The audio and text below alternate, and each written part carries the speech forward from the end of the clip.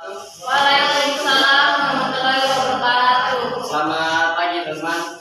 Pagi. Oke, di sini saya bersama teman-teman saya ingin mempresentasikan hasil diskusi kami dari kelompok 1 yang membawa materi tentang tugas glikolisis. Oke, mungkin langsung bisa di slide. Untuk yang pertama yaitu pengertian glikolisis. Pengertian glikolisis tersendiri yaitu merupakan proses pengubahan molekul glukosa menjadi asam pirufat dengan menghasilkan NADH dan ATP. Glikosis terjadi di sitosol. Oke, lanjut.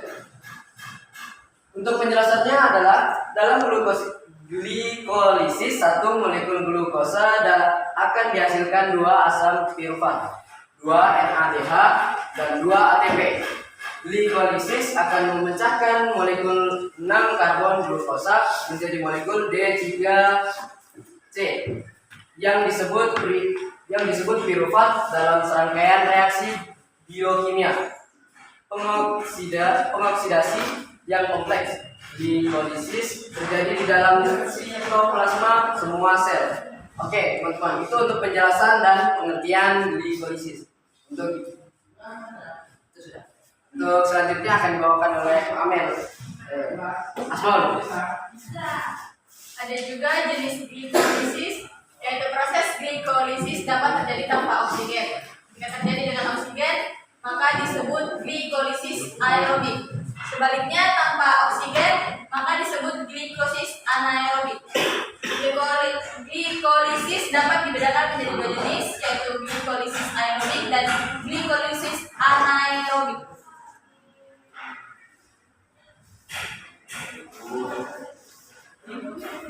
Dan penjelasan glikolisis aerob merupakan lintasan glikosis dengan kondisi tersedia oksigen.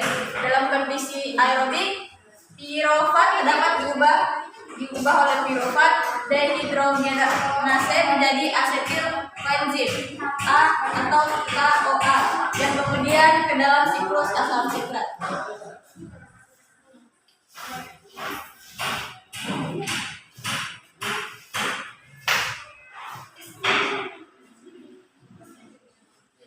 Operatornya. Yang B, glikolisis anaerob. Glikolisis anaerob merupakan lintasan glikolisis yang dapat bekerja dengan sedikit oksigen atau bahkan sama sekali tanpa oksigen. Dalam kondisi anaerob, pirufat direduksi oleh NADH12 menjadi laktat oleh enzim laktat dehidrogenase atau LDH.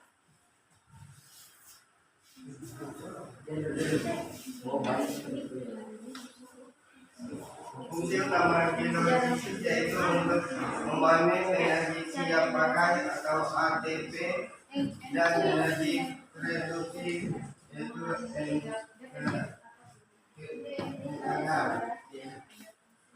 glikolisis dapat menghasilkan asam pirufat yang bisa dipecah lagi untuk memanen energi yang masih tersimpan dalam ikatan kimia senyawa ini.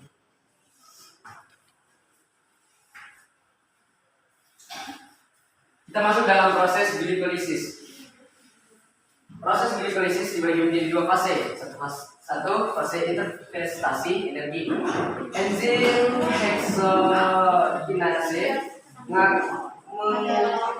mengkatalisis fosforilasi glukosa, di mana glukosa dan ATP merupakan substrat untuk reaksi menghasilkan molekul glukosa 6 fosfat dan adenosin di fosfat atau biasa disingkat ADP sebagai produk. Nah,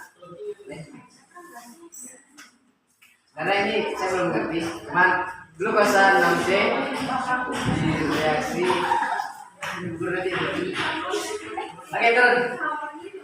2 fase memanen energi, yaitu pada proses ini bagian gula dioksida. Reaksi ini dikatalisis oleh enzim gliseraldehida 3 fosfat dehidrogenase. Enzim ini mengkatalisis reaksi multilangkah antara 3 substrat gliseraldehida 3 fosfat. Kofaktor NAD plus dan fosfat anorganik PI dan menghasilkan 3 produk yaitu 1 3-bifosfogliserat NADH dan H+. Oke, mungkin cukup sekian presentasi dari kelompok kami. Mungkin apabila ada yang belum bisa dipahami oleh teman-teman sekalian, saya minta maaf karena saya juga belum paham. Nanti kita akan lanjut dari Bu Guru. Oke, terima kasih dari kelompok kita. Akhirnya, wassalamualaikum warahmatullahi wabarakatuh. Dan selamat pagi, teman-teman.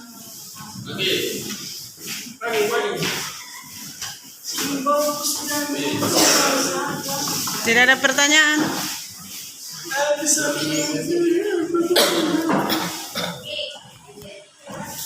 Oke, tadi dari apa?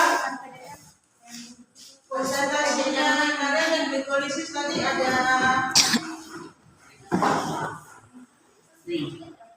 Coba perhatikan yang diagram ini.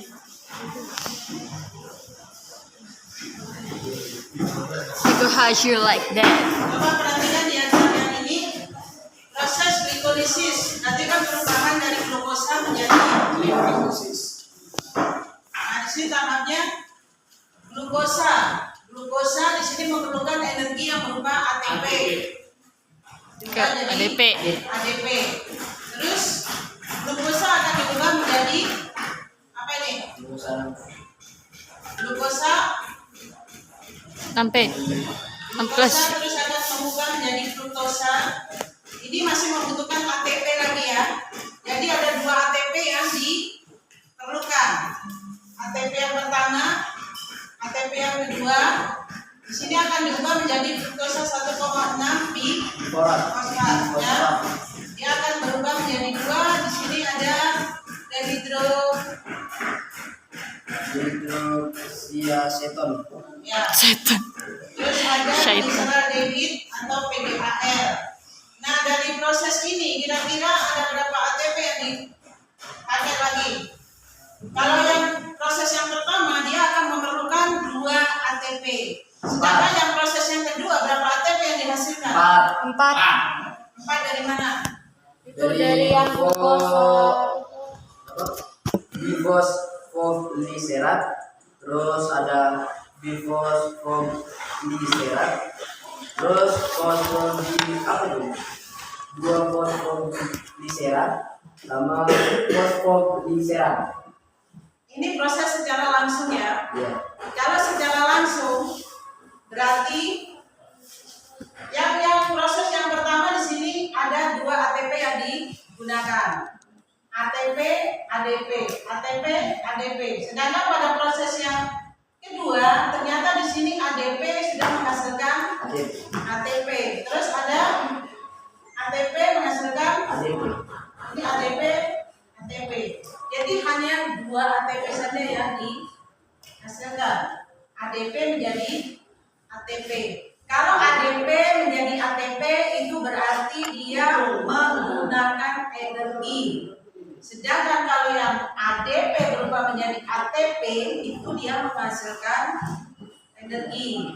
Seperti itu. Ya. Jadi ingat prosesnya. Ya. Karena pada proses glikolisis itu secara langsung dia menghasilkan 2 ATP. Itu ada. Oke, seperti itu ya. Oke, mau dah.